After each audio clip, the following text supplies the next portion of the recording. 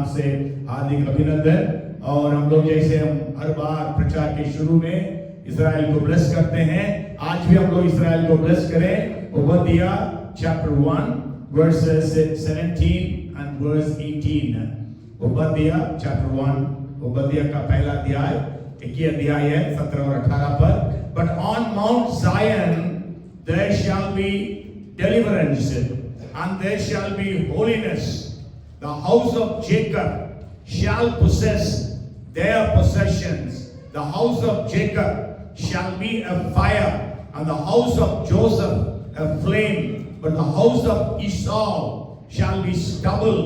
They shall kindle them and devour them, and no survivor shall remain of the house of Esau, for the Lord has spoken. परंतु उस समय सिय्योन पर्वत पर बचे हुए लोग रहेंगे और वह पवित्र स्थान ठहरेगा, और याकूब का घराना अपने निज भागों का अधिकारी होगा। तब याकूब का घराना आग और यूसुफ का घराना लौ और एसाव का घराना खूंटी बनेगा, और वे उनमें आग लगाकर उनको भस्म करेंगे, और एसाव के घराने का कोई ना बचेगा, क्योंकि यहोवा ही ने ऐसा कहा है।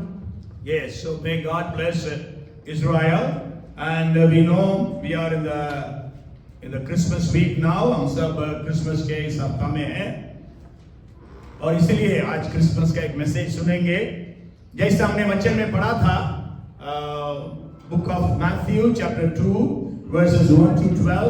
हम लोग मत्ती उसका दूसरा अध्याय उसके 1 से 12 तक हमने पढ़ा, और आज उन वचनों में से कुछ बातों को हम लोग आज सीखने जा रहे हैं। हम सब जानते हैं इस वचन में ज्योतिषियों के बारे में बताया गया। We all know this passage speaks about the magi. Okay, ज्योतिषी हिंदी में ट्रांसलेट हुआ, इंग्लिश में कुछ वर्जन्स में वाइस मैन लिखा हुआ है। और हुआ दे, ये लोग कौन थे? यदि हम लोग इतिहास को देखें, बाइबल में तो केवल यहीं पर वो बात लिखी गई है।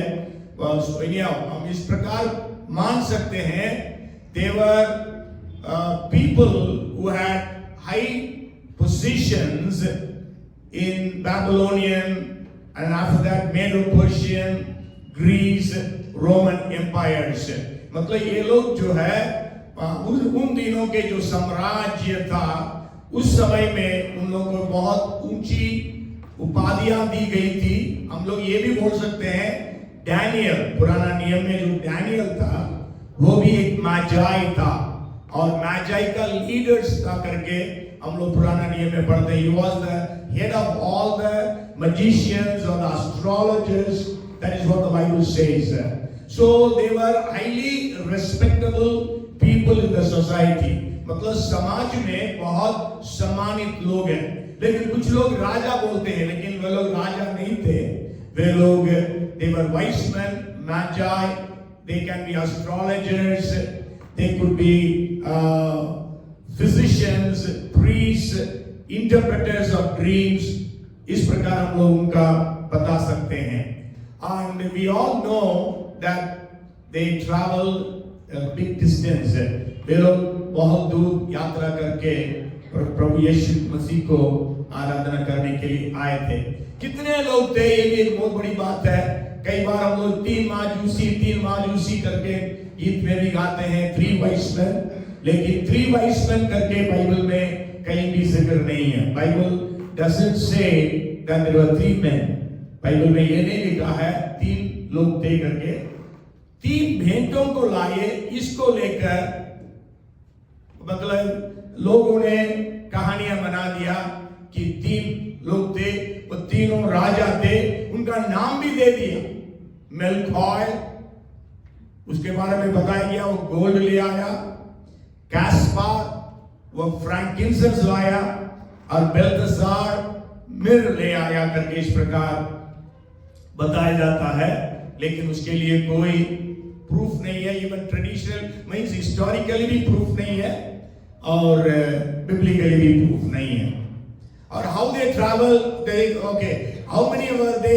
May be there could be 3, there could be 30, there could be 300। मतलब 3 भी हो सकते, 30 भी हो सके, और 300 भी हो सके, लेकिन हम लोगों को नहीं मालूम। लेकिन बाइबल बताती है वो ज्योतिषी या वाइस मैन जो है वो मैजाई वो लोग आए। और हाउ लॉन्ग दे ट्रैवल्ड, कितना यात्रा किए वो भी हम लोग नहीं बता सकते हैं, लेकिन हम अनुमान लगा सकते हैं। क्योंकि जब हेरोदोस के पास आए, हेरोदोस ने उनसे पूछा कि कब आपने उस तारा को देखा, और उन्होंने बताया जो भी टाइम बताए होंगे हमने देखा। तो हेरोदोस ने अनुमान लगाया, मतलब यीशु जो पैदा हुआ है करीब करीब 2 साल तक हो सकता है। वो मतलब to be on the safer side cushion time ले लिया। मे बी यीशु मसीह उस समय 1 साल या 1.5 साल का हो सकता है। बाइबल ये भी नहीं बतलाती है कि यीशु मसीह कितने साल का था, लेकिन आपको ये बात मालूम होगा। अच्छा, मैं हिंदी में मैं देखा नहीं, वहां पर यदि आप देखेंगे 2nd चैप्टर में, मैथ्यू 2nd चैप्टर में, वहां पर मे बी 10 पद को पढ़ेंगे, 10 या 11 पद होंगे शायद। मैथ्यू उस तारीख को देखकर वे अति आनंदित हुए। 11 पद पढ़िए बेटा। उन्होंने उस घर में पहुंचकर उस बालक को उसकी माता मरियम के साथ देखा। अच्छा, बालक करके हिंदी में लिखा है, लेकिन इंग्लिश में लिखा है young child. Okay, young child, and when they had come into the house they saw the young child। आपको ये थोड़ा सा इतिहास बता दूं बाइबल का। आपको मालूम है यीशु मसीह जो है बेथलेहम में पैदा हुआ, 8वां दिन जो है उसको खतना किया गया, वो भी बेथलेहम में हुआ होगा। लेकिन 40वां दिन में बाइबल पुराना नियम के अनुसार जो बेटा होता है वो 40वां दिन, यदि बेटी होती है 80वां दिन। मतलब if there is a male child, then they have to dedicate the child at Jerusalem temple at 40 days, and if it is a girl child, that child must be dedicated at Jerusalem temple on 80th day। यह उनका नियम था पुराना नियम में। You can go home and read Leviticus 11th chapter। I always quote it when we dedicate a child। जब भी हम लोग बच्चे का समर्पण करते हैं उस वचन को मैं कभी बोलता हूँ। तो यीशु बालक जो है 40 दिन का था, तो माता मरियम और यूसुफ जो है वो कबूतर लेकर मंदिर में गए और वहां पर यीशु मसीह को डेडिकेट किए। आप उसी समय जानते हैं एक शिमोन करके एक व्यक्ति आता है, भविष्यवक्ता, परमेश्वर के पवित्र आत्मा की अगुवाई के अनुसार वहां पर आकर यीशु मसीह जो बालक है उसको अपने गोद में लेकर परमेश्वर को महिमा करता है और इस बात को भी घोषित करता है ये आने वाला मसीहा है। उसके बाद अन्ना करके एक भविष्यवक्तिनी, एक प्रॉफेटेस आती है, वो भी यीशु मसीह के बारे में भविष्यवाणी करती है। और उसके पश्चात आप देखेंगे लूका रचित सुसमाचार में वे लोग कहां चले गए? नाजरेत चले गए, लिखा है नाजरेत चले गए, क्योंकि नाजरेत जो है वो यीशु मसीह वहीं पर, मतलब उसी का उसका पालन पोषण वहीं पर हुआ, क्योंकि मरियम और यूसुफ जो है दोनों जो है नाजरेत में रहा करते थे उन दिनों में। और बेथलेहम में यीशु मसीह को पैदा होना था पुराना नियम के भविष्यवाणियों के अनुसार। इसलिए परमेश्वर ने अगस्टस सीजर के द्वारा यह आदेश निकलवाया सबको अपने अपने पूर्व स्थान में पहुंचना। उसी के अनुसार यूसुफ को यात्रा करके जब मरियम भी पूरे महीने गर्भवती थी उनको बेथलेहम को जाना पड़ा। और वो लोग नाजरेत में थे। मुझे नहीं मालूम कैसे वे लोग वापस बेथलेहम पहुंचे, बाइबल में नहीं लिखा है। मैं यह विश्वास करता हूं जरूर स्वर्गदूत आकर उनको बोला होगा, मरियम और यूसुफ को अभी तुम दोनों को बालक को लेकर कहां जाना होगा? बेथलेहम जाना होगा। क्यों जाना होगा? क्योंकि पूरब से ज्योतिषी लोग यीशु मसीह को आराधना करने के लिए आ रहे हैं। यदि नाजरेत में रहेंगे वो लोग जाकर हेरोदेस से पूछेंगे यहूदियों का राजा कहां पैदा हुआ, क्योंकि आपको मालूम है राजा कहां पैदा होगा? महल में पैदा होगा। इसलिए ये ज्योतिषी लोग जो है महल में गए, हेरोदेस राजा था, उससे पूछे यहूदियों का राजा कहां पैदा हुआ?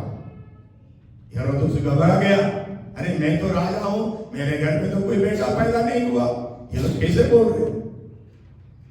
तो हेरोदेस ने महायाजक और शास्त्रियों को बुलाया और उनसे पूछा, यहूदियों का राजा कहां पैदा होगा?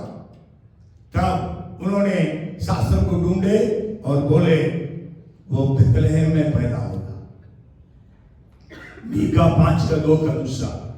तब उसने बोला, हेरोदेस ने उन ज्योतिषियों को बोला, बेथलेहम में पैदा हुआ। तो इसलिए स्वर्गदूत यह पवित्र आत्मा स्वयं मरियम और यूसुफ को बताया होगा, अभी फिर से तुम लोग नाजरेत से बेथलेहम के ओर जाना। तो यंग चाइल्ड लिखा है, इसलिए young child may be about a year old, शायद हो सकता है यीशु उस समय 1 साल का था और वहां पर वो लोग थे। और आपको मालूम है गडरियों को कहा गया, the shepherds were informed that you will see the child in a manger। यहां पर लेकिन कहां पर आए? they came to the house, है ना? 2:11 फिर से पढ़िए। उन्होंने उस घर में पहुंचकर उस घर लिखा है ना?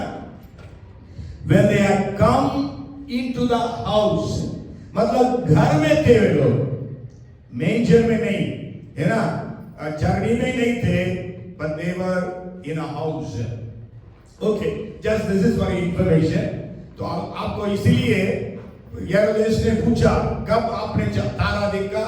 और वो लोग बोले, उसके हिसाब से उसने भी कुछ टाइम ले लिया होगा, शायद हो सकता है उनके कैलकुलेशन में, मतलब आपको मालूम है अलग अलग देशों का अलग अलग कैलकुलेशन था उन दिनों में। हमारा भारत का कैलकुलेशन अलग था, उनका कैलकुलेशन अलग था, इसलिए हेरोदेस ने सोचा to be on the safer side, ऐसा करेंगे 2 साल के कम उम्र के सारे मेल चिल्ड्रन को मार डालने का आदेश निकाल देंगे। और आप जानते हैं उस प्रकार मारेंगे। और एक और इंफॉर्मेशन आपको है ना, उस समय कितने बच्चे मारे गए होंगे, किसी को कुछ अंदाजा है? Have you ever thought about it? कितने बच्चों को मार दिया होगा हेरोदेस ने? How many children you would have killed? कभी आपने सोचा? 200, अभी मेरे को याद था, अभी मैं भूल गया। 16 children, मेरे को नाम याद आ रहा, अभी I was remembering, I forgot। Okay, ज्यादा बच्चे नहीं थे, है ना? Because Bethlehem was not a big town, it was a small town, और वहां पर कितने लोग रहे होंगे उस समय में, तो इसलिए इस प्रकार। ओके, अब जो है हमारा जो मैसेज का जो मुख्य शीर्षक है, पैशन फॉर वर्शिप, आराधना के लिए एक जुनून। We need to have a passion for worshipping God. हमारे अंदर इस क्रिसमस के टाइम में एक जुनून होना चाहिए कि हम प्रभु की आराधना करें। आज हम लोग आनंद मनाते हैं, कैरल ग्राउंड्स में जाते हैं, लेकिन हम कितना आराधना करते हैं? जरूर हमारे बच्चे इतने अच्छे थे, पूरे बस में, मतलब जब भी हम लोग जाते थे पूरे आराधना के गीतों को गाते जाते थे, है ना? और इस बार इतना अच्छा था, हर बार क्या होता था, थोड़ा समय के बाद लोगों का गला खराब हो जाता। आखिरी घरों में जब जाते थे गाने के लिए, किसी को आवाज नहीं निकलती थी। लेकिन इस समय में कि सारे बच्चे बस में भी इतना गाते रहे, हर घर में भी इतना अच्छा से गाए। मैं बीच में बोला, अरे इतना गाओ मत, गला बैठ जाएगा, वहां घर में नहीं गा पाएंगे। लेकिन सब लोग बहुत अच्छे से दिनों दिन अच्छे से गाए। तो आराधना हमें करना है, क्योंकि the sole purpose for the coming of those wise men was to worship Jesus। पढ़िए दूसरा अध्याय का दूसरा पद, Matthew chapter 2 and verse 2। यहूदियों का राजा जिसका जन्म हुआ है कहाँ है, क्योंकि हमने पूर्व में उसका तारा देखा है और उसको प्रणाम करने आए हैं। प्रणाम हिंदी में लिखा है, but English says, for we have seen his star in the east and have come to worship him। The sole purpose for these wise men traveling all those distance, coming to Bethlehem, the only purpose was they wanted to worship Jesus Christ. उनका एक ही मकसद था, उतना दूर यात्रा करके उतना खर्च करके आने का कि प्रभु यीशु की आराधना करें, धन्यवाद करें, प्रणाम करें, हिंदी में लिखा है, लेकिन आराधना करें, वर्शिप करें। ओके, अब हम जानते हैं उन्होंने तारा को देखा, इसलिए बोल सकते हैं they were astrologers, astronomers, वे लोग मतलब क्या शास्त्री बोलेंगे उसका, एस्ट्रोलॉजिस्ट का, एस्ट्रोनॉमर्स को क्या बोलेंगे? ओके, यू कैन अंडरस्टैंड, मतलब वो लोग जो आकाश को जांचने वाले थे, देखते देखते उनको एक अलग से तारा दिखा और वो तारा उनको बेथलेहम तक लेके आया। So their priority, their purpose, their passion was to worship Jesus. उनके जीवन की प्राथमिकताएं और उनके जीवन का जुनून और उनका जीवन का मकसद जो है प्रभु यीशु की आराधना करना है। So during this Christmas time, let us also spend much time in worship. इसलिए इस क्रिसमस सीजन में हम भी ज्यादा से ज्यादा समय परमेश्वर की आराधना में, प्रभु यीशु की आराधना में हम लोग व्यतीत करने वाले बनने पाए। And I want to share with you 3 D's before I go to the next point. The first thing means the priority, the passion was to worship. मतलब आज हम संडे आराधना में आते हैं, आज हमारे अंदर क्या जुनून है आराधना में जाने का? What is our commitment to worship? What is our passion to worship? हमारी जिंदगी का समर्पण क्या है आराधना के लिए? हमारा जिंदगी का मकसद क्या है आराधना के लिए? संडे है, चर्च जाना है, इसलिए हम आते हैं क्योंकि हम क्रिश्चियन हैं, ठीक? और हम लोग आराधना शाम को चलती है, इसलिए हम शाम को आते हैं। तो लेकिन आराधना के लिए हमारा जीवन में क्या महत्व है, क्या प्रायोरिटी है, हम इन लोगों के जीवन से कुछ बातों को सीखेंगे।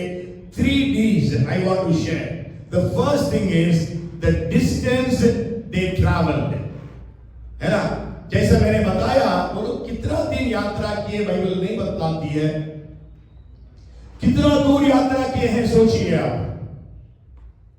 ठीक, जरूर उन्होंने तारा देखा, तारा देखने के बाद थोड़ा 1-2 महीना शायद तैयारी में रहे होंगे, क्योंकि तुरंत उठ के तो नहीं जा सकते। आज हम लोगों के पास इतनी सुविधाएं हैं, किसी का डेथ का न्यूज आता तुरंत क्या करते हैं? तुरंत चल जाते हैं। आज हमारे पास फ्लाइट्स है, 4 व्हीलर्स है, ट्रेन्स है, बसेस है और हर समय है, वो भी 24 घंटे है, हम यात्रा कर सकते हैं, दिन और रात को यात्रा कर सकते हैं। लेकिन उन दिनों की बात को आपको सोचना पड़ेगा। The distance they traveled, even if they would have traveled 20 miles a day, यदि वो लोग उन दिनों में यही था, मतलब कैलकुलेशन, एक दिन में 20 माइल का यात्रा करते हैं, तो 20 माइल यात्रा की बात सोचिए कितना यात्रा किए होंगे। The first thing is distance they traveled. आज 1000 माइल कुछ नहीं, आज हमारे लिए 1000 किलोमीटर ट्रैवल करना कुछ नहीं। आजकल कुछ लोग हैं, है ना, वो लोग हर जगह बाइक 4 व्हीलर से जाते हैं, कितना भी दूर को चले जाते हैं। वो लोग साउथ से नॉर्थ जाते हैं, नॉर्थ से साउथ जाते हैं। लेकिन उन दिनों में उन्होंने जो डिस्टेंस ट्रैवल किया, मैं नहीं मालूम कितना ट्रैवल किया, लेकिन आज हम लोग के पास चर्च आने के लिए कितना दूर ट्रैवल करना पड़ता है? 4 किलोमीटर, 5 किलोमीटर, 25 किलोमीटर। हमारे चर्च में आते हैं भौवी से कुछ लोग करीब 25-30 किलोमीटर यात्रा करके आते हैं, है ना, 30 किलोमीटर करीब उनका यात्रा का दूर है, लेकिन तो भी आते हैं। मैं कभी कभी सोचता हूँ 3 बस बदल के जाना पड़ता है। वो लोग फर्स्ट संडे को आते हैं चर्च, है ना, कम्युनियन के लिए, तो चर्च रात को खत्म होने के बाद वो 3 बस बदल के जाते हैं, वो भी लेडीज है। तो आज हम कितना डिस्टेंस ट्रैवल करके आते हैं आराधना करने के लिए? बहुत कम। ओके, सेकेंड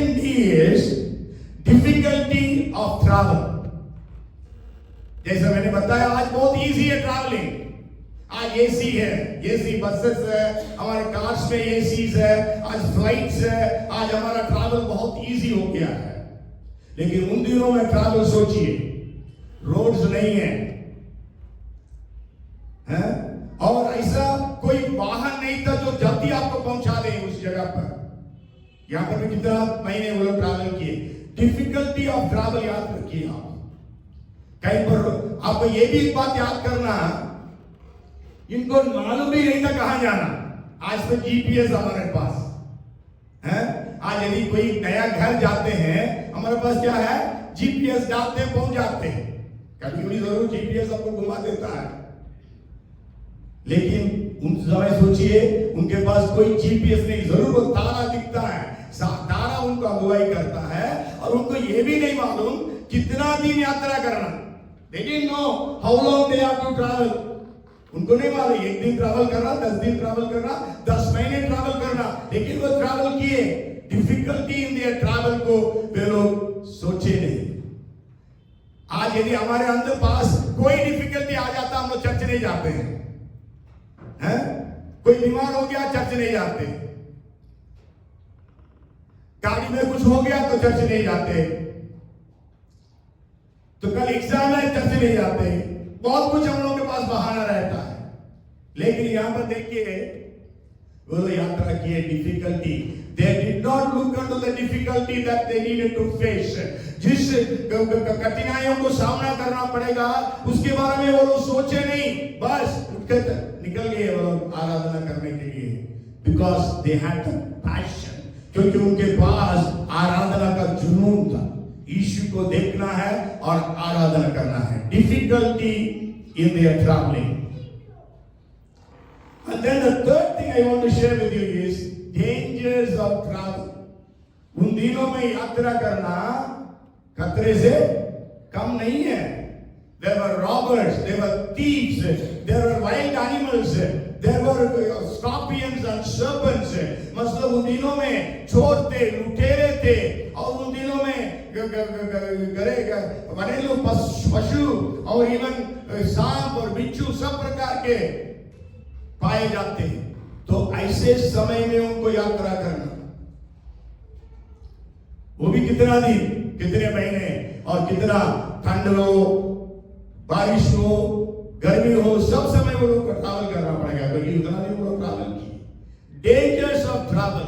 आज हमारे पास डेंजर नहीं, जरूर कहीं कहीं डेंजर है। अभी आप मालूम है 1 तारीख दिसंबर में पास्टर शिव के इकट्ठे हुए थे, वहां अटैक करने आ गए थे। आज कुछ कुछ जगह पर अटैक करते हैं, है ना, जरूर डेंजर है। लेकिन आज ऐसा डेंजर नहीं है वो लोग जिस प्रकार फेस किए थे। तो आज जो है हमारे पास क्या जुनून है परमेश्वर की आराधना के लिए। What is the priority, what is the passion, what is our preparation for worship.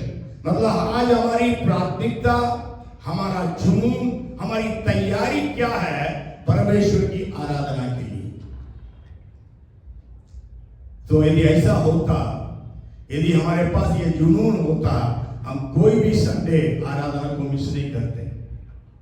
कितना भी तकलीफ मुसीबत आ जाए, हम लोग चर्च जाने के लिए बिल्कुल तैयार रहते हैं। Okay, so they did all these things. Distance they travel, difficulty of their travel, dangers of their travel.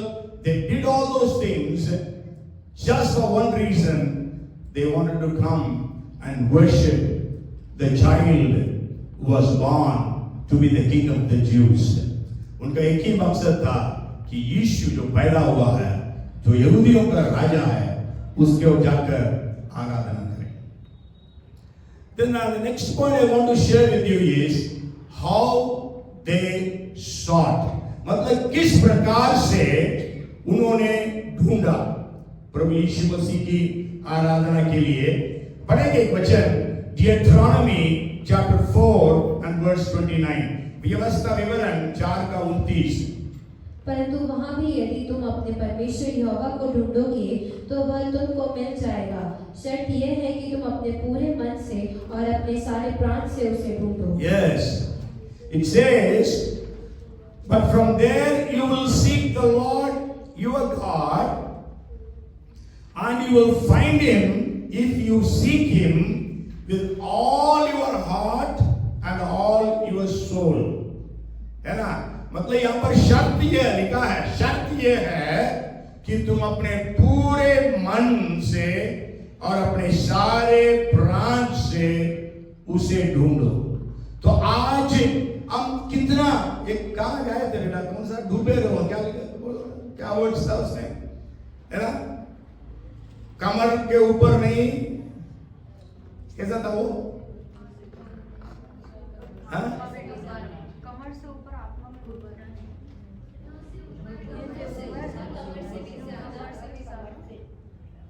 और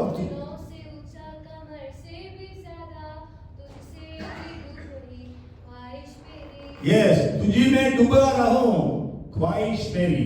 मतलब हम कितना हम परमेश्वर को चाहते हैं, कितना हम उसको ढूंढते हैं, कितना हम उसके लिए तरसते हैं, भूखे और प्यासे रहते हैं। एक और वचन पढ़ेंगे, यिर्मयाह 29 and verse 13। यिर्मयाह 29 का 13। And you will seek me and find me when you search for me with all your heart. तुम मुझे ढूंढोगे और पाओगे भी, क्योंकि तुम अपने संपूर्ण मन से मेरे पास आओगे। Yes, है ना? तो और एक और वचन में पढ़ते हैं, Acts 17:27, प्रेरितों के काम 17 का 27, so that they should seek the Lord in the hope that they might grope for him and find him, though he is not far from each one of us. कि वे परमेश्वर को ढूंढे, कदाचित उसे टटोल कर पाए, तो भी वह हम में से किसी से दूर नहीं। Yes, so we have to search for God. आज हमारे लिए इतनी सुविधा है, हम पुकारते ही परमेश्वर हमारे पास आता है। लेकिन उन ज्योतिषियों को they needed to travel all that way, मतलब उतना दूर यात्रा करना पड़ा। पुराना नियम में सारे यहूदियों को साल में 3 बार यरूशलेम के मंदिर में जाना था। ये यरूशलेम के मंदिर में यात्रा करके जाया करते थे। उसी में आपको मालूम, एक बार यीशु मसीह जब 12 साल का था, माँ बाप के साथ गया, ये लोग वापस आए, एक दिन के बाद देखे कि वहां पर यीशु नहीं दिखा, तब ढूंढ कर गए, तब देखा तो यीशु मसीह मंदिर में प्रचार कर रहा है। मतलब लोगों से पूछ रहा है, उनको जवाब दे रहा है। लोग हैरान हो गए, 12 साल के बालक के पास इतना ज्ञान कहां से आया। तो आज जो है हम परमेश्वर को कितना ढूंढते हैं। यहां पर हमने देखा कि we have to search for him, grope and find him, and he is not far away from us. लेकिन वचन में क्या लिखा है, कोई नहीं है who searches for God, है ना? कोई भी नहीं है, कोई समझदार नहीं, कोई परमेश्वर का खोजने वाला नहीं। There is none who understands, there is none who seeks after God, लेकिन they sought after God। आपको मालूम है, इतना दूर यात्रा करके आए, मालूम नहीं 1000 मील यात्रा की है, 1200 मील या 2000 मील, जितना भी वो लोग यात्रा करके आए, केवल 5 मील था यरूशलेम से बेथलेहम। महायाजक, शास्त्री लोग जिन्होंने पढ़ा यहूदियों का राजा का पैदाइश जो है वो बेथलेहम में होगा, तो भी उनमें से किसी ने भी they never dared to go and see Jesus। मतलब उनमें से किसी ने भी ये नहीं हिम्मत किया कि चलो हम भी जाकर देखते हैं। इतना दूर यात्रा करके ये लोग आया है, इसका मतलब कुछ तो सच्चाई होगी, करके ढूंढने के लिए कोई गया नहीं। हम जानते हैं वचन इसलिए तो कहता है परमेश्वर को, there is none who seeks after God। आज परमेश्वर को खोजने वाले नहीं है, परमेश्वर को खोजने वाले नहीं। लेकिन आप जानते हैं हेरोदेस को मारने के लिए खोज रहा था, लेकिन बाकी लोग हेरोदेस यहूदी नहीं था, हेरोदेस रोम का राजा था, रोम के ओर से नियुक्त किया गया एक राजा था। और ये यहूदी याजक और यहूदी शास्त्री लोग जो पुराना नियम को जानते थे, वे यीशु मसीह को जाकर दंडवत करने के लिए नहीं गए।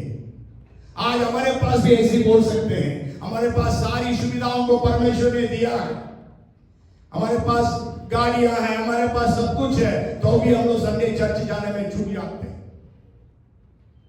क्योंकि हमारे पास क्या नहीं है? वो जुनून नहीं है, हमारे पास वो कमिटमेंट नहीं है, हमारे पास वो प्रायोरिटी नहीं है।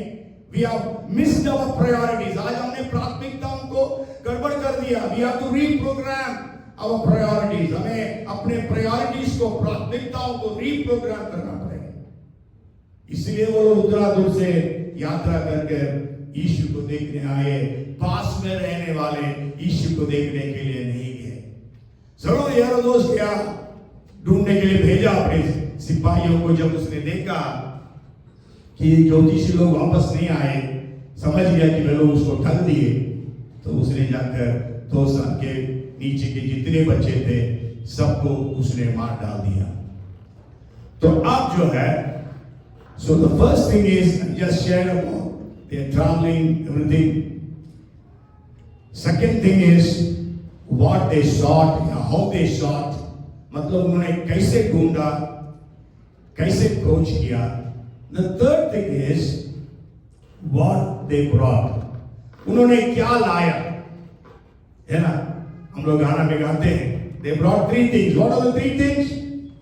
उन्होंने तीन चीजें लाई। क्या क्या? Yes. 2:11 फिर पढ़ेंगे, Matthew 2:11। और अपना अपना थैला खोलकर उसको सोना और लोबान और गन्धरस की भेंट चढ़ाई। Yes, then they opened their treasures and presented him with gifts of gold, frankincense and myrrh. तीन चीजों की भेंट चढ़ाई। They offered three things unto Jesus the child. एक बात वहां पर देखेंगे 2:11 यदि आप पढ़ेंगे, शुरू का पढ़िए। And when they had come into the house, they saw the young child with Mary his mother and fell down and worshipped him.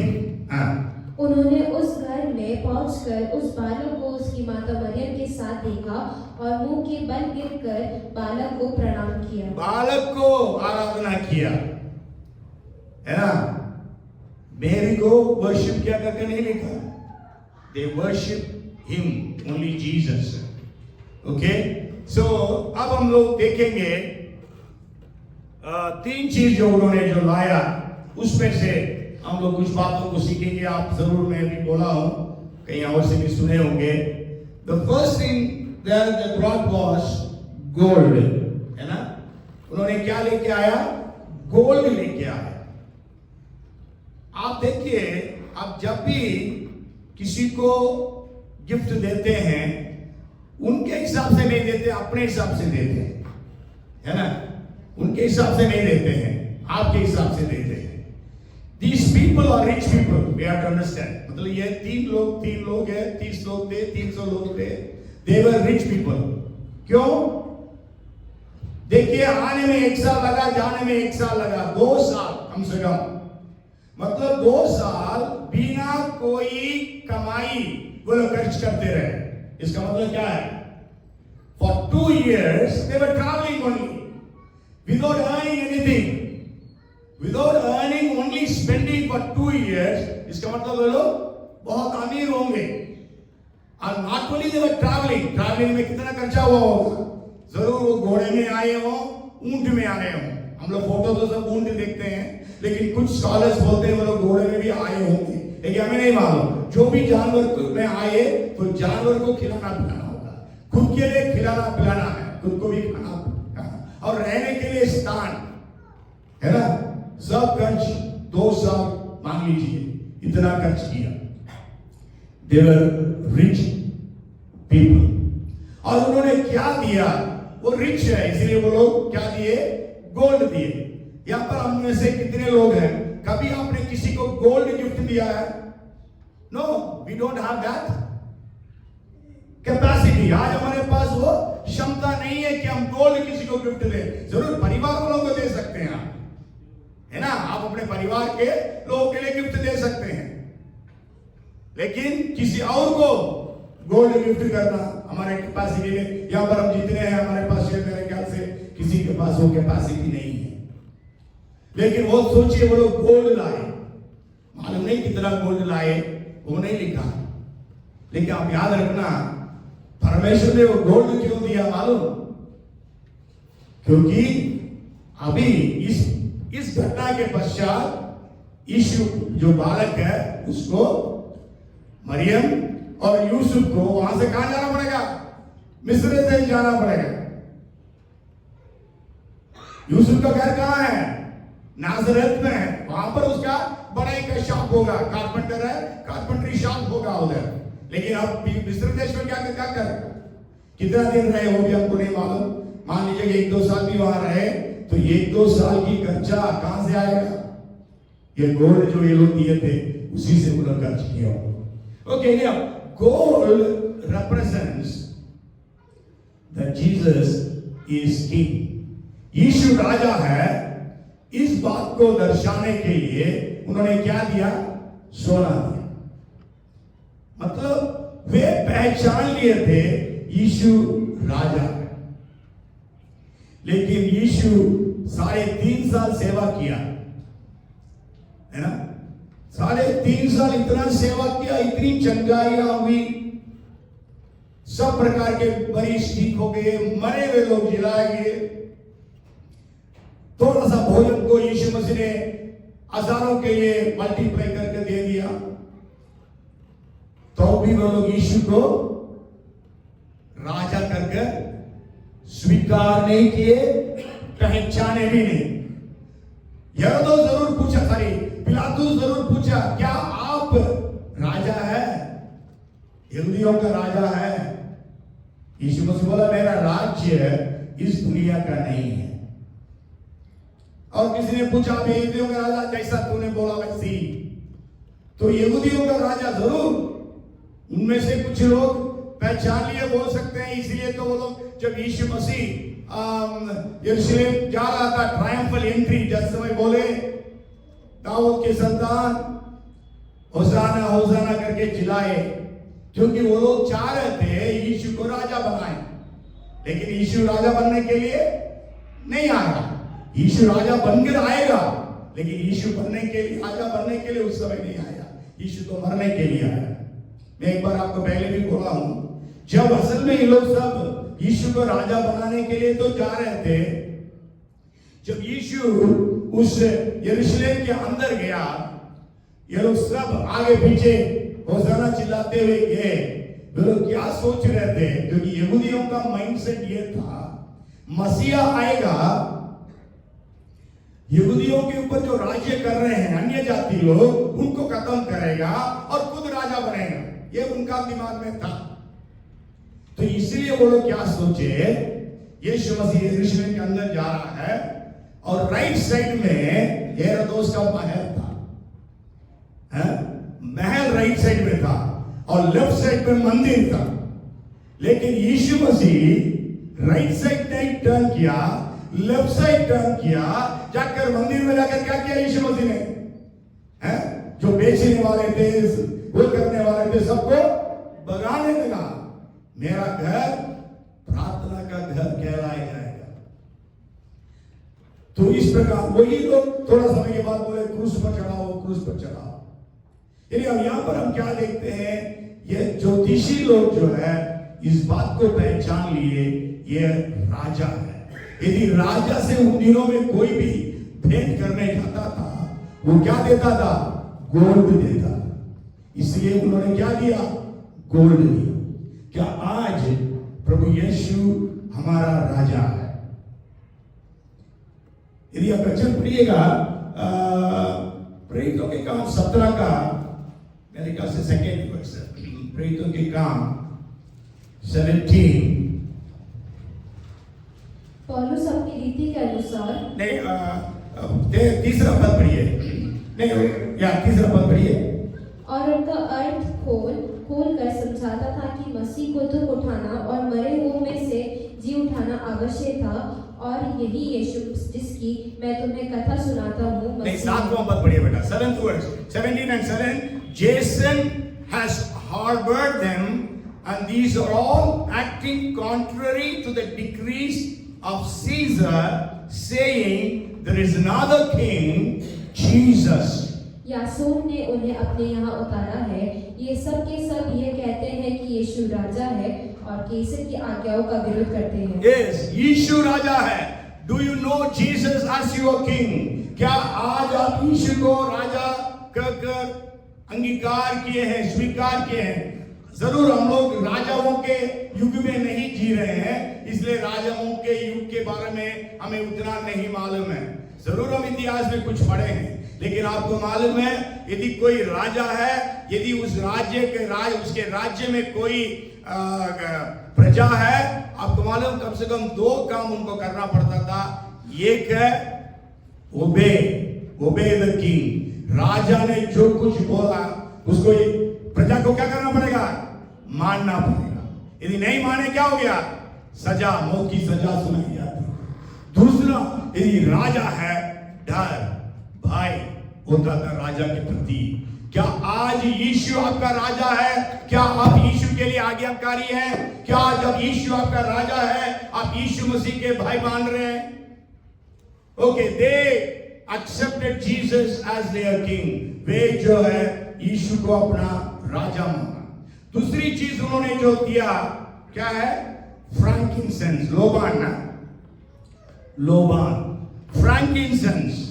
आपको मालूम है पुराना नियम में बहुत स्पष्ट परमेश्वर ने आज्ञा दिया था।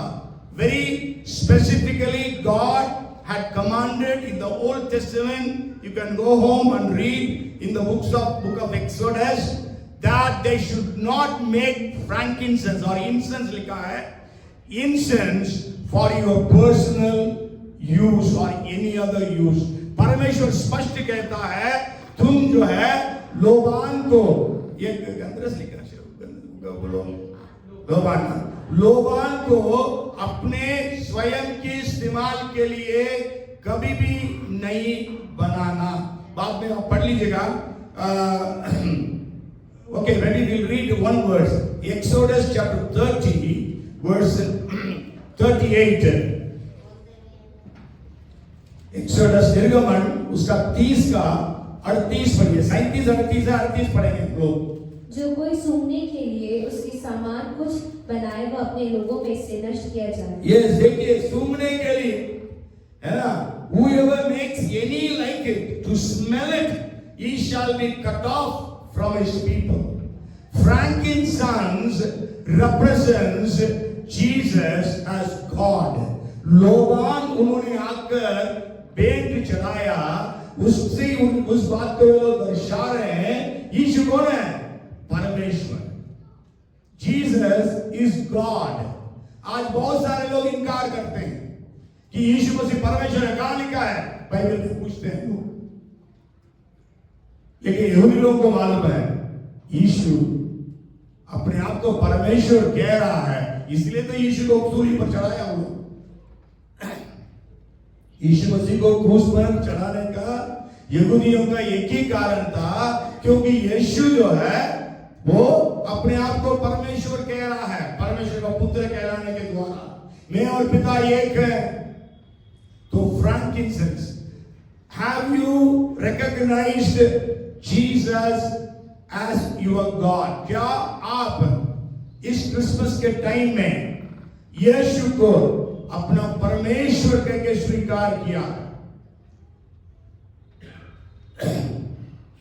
आपको मालूम है Thomas after the resurrection of Jesus, first time Jesus आए, थोमा नहीं था जी। थोमा कहता है जब तक मैं अपने उंगली को यीशु के हाथों में नहीं लगाऊं और अपने हाथ को उसके हथेली में न लगाऊं तब तक विश्वास नहीं करूंगा। यीशु उसके लिए आया और वो कहता है यीशु के सामने दंडवत करके, हे मेरे प्रभु, हे मेरे परमेश्वर, oh my Lord, oh my God. एक यहूदी किसी इंसान को गॉड कहकर कभी भी संबोधित नहीं करता, उनके लिए ब्लास्फेमी है, पथरवा करके मार देना है। लेकिन वो पहचान लिया, he recognized Jesus as God. John recognized recognize Jesus as God. That's why he writes it. यूहन्ना जो प्रेरित है वो यीशु को रिकॉग्नाइज किया. वो परमेश्वर इसलिए कहता है आदि में वचन था, वचन परमेश्वर के साथ था, वचन परमेश्वर था. यूहन्ना 1:14 में वचन देहधारी होकर हमारे बीच में डेरा किया. 18 में उसकी महिमा को हमने देखा. आज हमारे पास क्या हम इस बात को पहचानते हैं कि यीशु परमेश्वर है. पहला यीशु राजा है, दूसरा यीशु परमेश्वर है. देखिए अन्य जाति लोग हैं, ये लोग अन्य जातियों के पास परमेश्वर का वो प्रकाशन था, लेकिन यहूदियों के पास वो प्रकाशन नहीं था. आज बहुत सारे अन्य जाति लोग यीशु मसीह को ग्रहण कर रहे हैं और यीशु का प्रचार कर रहे हैं, लेकिन जो मसीही कहलाते हैं अपने आप को, उनके पास यीशु का प्रकाशन नहीं है, यीशु का पहचान नहीं है. इसलिए नॉमिनल क्रिश्चियन, नामधारी मसीही हो गए हैं दुनिया में. आपको मालूम आज आंकड़ों के अनुसार there are about 240 crores of Christians. 240 crore और 248 करोड़ क्रिश्चियंस है पूरे वर्ल्ड में. लेकिन उसमें कितने लोग हैं जो वास्तविक मसीह, मतलब जिन्होंने यीशु को अपना प्रभु, अपना उद्धारकर्ता, अपना परमेश्वर करके अंगीकार किया होगा.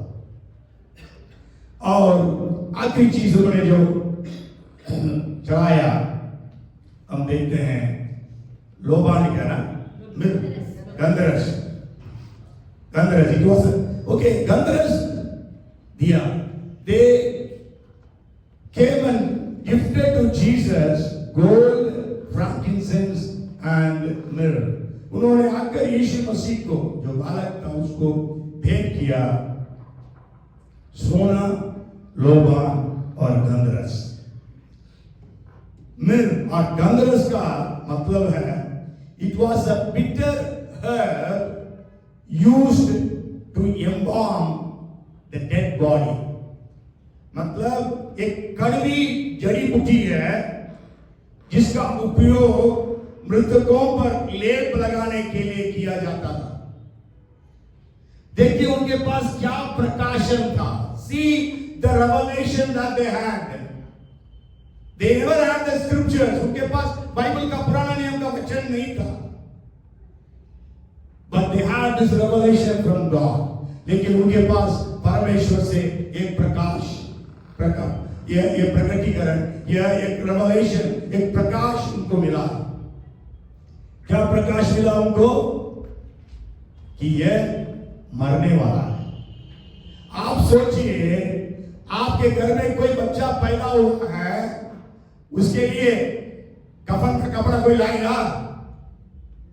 आपके घर में बच्चा पैदा हुआ, उससे मिलने के लिए आपका कोई पड़ोसी या कोई रिश्तेदार, कोई दूर का रिश्तेदार भी आया है, आकर क्या देगा आपको? पैसा देगा, एक कपड़ा देगा, या आजकल बहुत सारे बच्चों के लिए बहुत सारे गिफ्ट्स मिलता है, वो खरीद कर आएगा. सोचिए, एक सेकेंड, कफन का कपड़ा लेके आया है आपके लिए, नया जन्मा हुआ शिशु है उसके लिए. What will be your reaction? आपका क्या प्रतिक्रिया होगा माता पिता के रूप में? आपको मालूम है उनके पास यह रेवलेशन था. यीशु मसीह जो बच्चा पैदा हुआ है वो मरने वाला है. He is going to give his life. वो अपने आप को, अपने जीवन को बलिदान करने वाला है. इस बात को वे लोग पहचान लिए थे. आज हम भी इस बात को पहचान लें कि यीशु मसीह जीने के लिए नहीं परंतु मरने के लिए आए.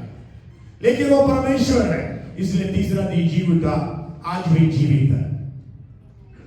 जैसा भाई अभिनव शुरू में बोला, कुछ मसीही लोग हैं, वे लोग फेस्टिवल क्रिश्चियन, क्या बोले? फेस्टिवल क्रिश्चियंस है.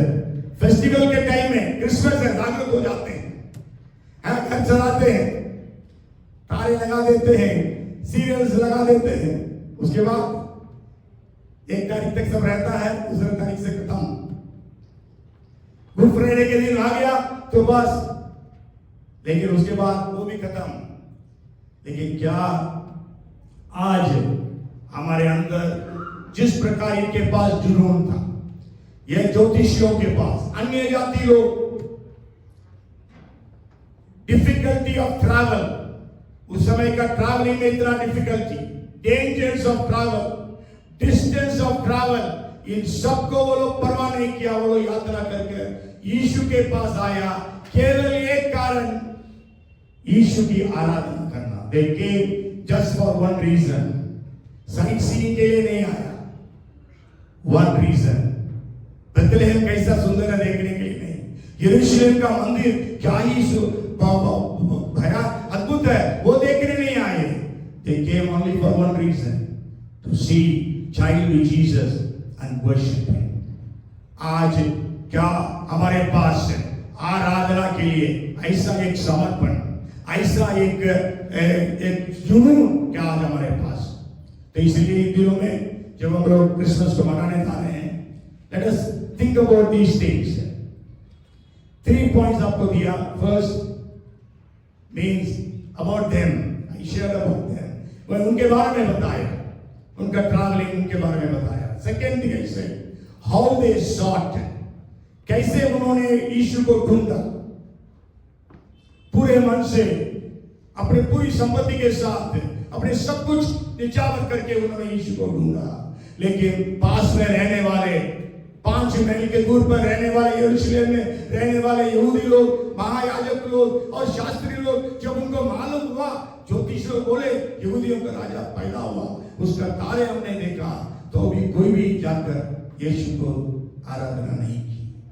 और तीसरी बात मैंने बताया, the things they brought, जो चीजें उन्होंने लाए, सोना, यीशु राजा है, लोबान, यीशु परमेश्वर है, गंधरस, यीशु मरने वाला है।